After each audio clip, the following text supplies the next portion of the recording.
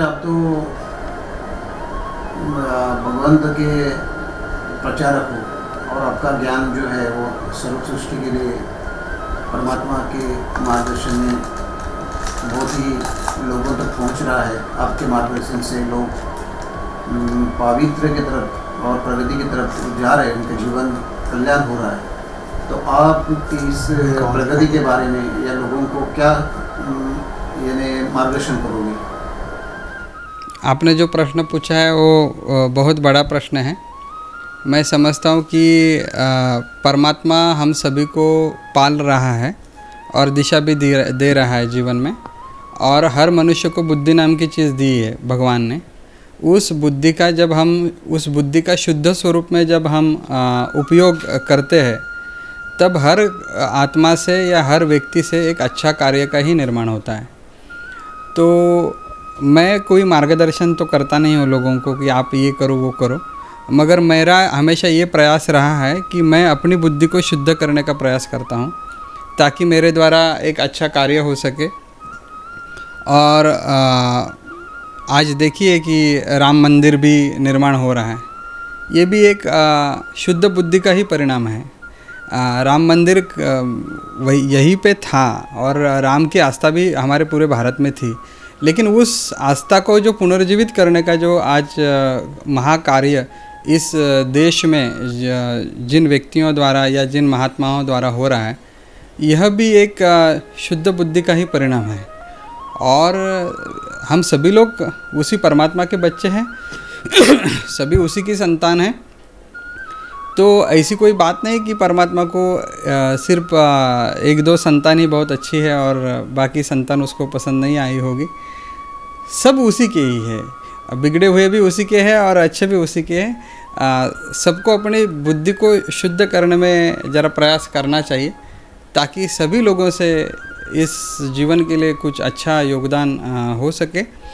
और जीवन में हर किसी ने अच्छा ही प्रयास किया है, उसके विचारों से कि उसके क्षमताओं से उन्होंने जो भी कुछ कार्य करने का प्रयास किया है वो अच्छा ही किया है और हर कोई अच्छा कर रहा है। लेकिन शुद्ध बुद्धि का परिणाम शुद्ध कार्य होता है। तो अपने कार्यों में और शुद्धता लाने के लिए, अपने कार्य में और सफलता लाने के लिए हमारी अगर बुद्धि शुद्ध होनी चाहिए तो हमें परमात्मा को मानना और आस्था को जगाना बहुत ही ज़रूरी है। तो यही आज मैं आपने जो पूछा है उसके लिए मैं कह सकता हूँ। और मेरी सभी भक्तों के लिए शुभेच्छाएं हैं कि राम मंदिर बन रहा है और जिसके मन में राम है उसके काम में भी राम आता है। आज की जो युवा पीढ़ी है उसको क्या आप मार्गदर्शन करेंगे? आज की युवा के लिए मैं कहूँगा कि सबसे ज़रूरत ये है कि हमारे देश में प्रगति तो बन ही रही है, हमारे देश में एजुकेशन भी अच्छा हो रहा है, हमारे देश में विचारों की जो श्रृंखला है वो भी सर्वश्रेष्ठ है। लेकिन एक ही चीज़ में थोड़ी कमतरता है कि हम सभी को मित्रता को बढ़ाने की ज़रूरत है। तो सभी लोग आपस में भाईचारा से भी ज़्यादा मैं कहूँगा कि पहले मित्रताएं बढ़ाएं, मित्रता से भाईचारा भी बढ़ जाता है। यही सबसे ज़्यादा ज़रूरत है। जो हमारी जनरेशन है, जो हमारे उम्र के लोग हैं, मुझे लगता है कि उनमें ये अप्रोच दिन प्रतिदिन बढ़ता जा रहा है। बस प्रभु की कृपा रहे और यही मित्रता पूरी दुनिया में बढ़े। आप अभी अमेरिका से जाकर आए हो, आपका एक उधर प्रवचन था आपका अमेरिका, क्या उसके बारे में आप बताएंगे? अमेरिका में मेरे नज़र में जो समाज की जो स्थिति है वो मुझे जो दिखाई वहाँ पे पड़ा, उसका वर्णन मैं ये करूँगा कि अमेरिका में भौतिक क्रांति बहुत हो चुकी है और अभी लोग कुछ नया ढूंढ रहे हैं।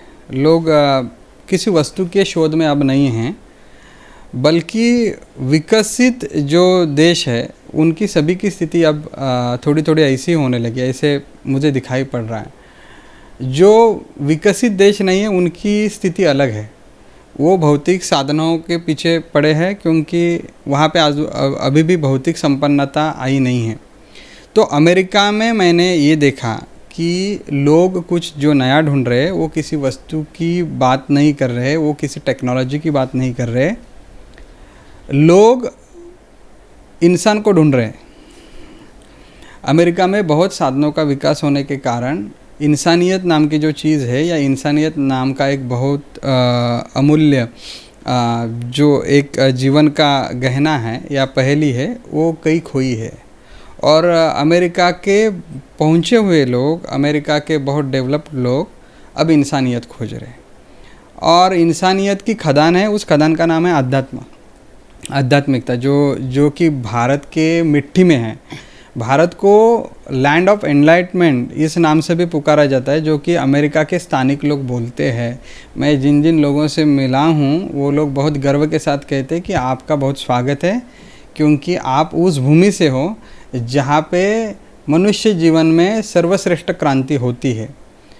मगर अफसोस है कि जहाँ पिकता है वहाँ बेचा नहीं जाता, जहाँ पिकता है वहाँ कीमत नहीं है, हमें हमारी होने की कीमत नहीं है। इस बात का भी कभी कभी दुख होता है, लेकिन ऐसा दुख करके भी आप कितने दिन समय खो देंगे। तो मैं ये कहूँगा कि अमेरिका के लोग अब जो भारत की जो गुणवत्ता है, उस गुणवत्ता की तरफ, उस क्षमता की तरफ, उसके सौंदर्य की तरफ, उसके सत्यता की तरफ अमेरिका के लोग अपनी जो रफ्तार है, या अपनी जो काम की दिशा है, या कार्य की जो दिशा है, उसको लेके चल पड़े हैं।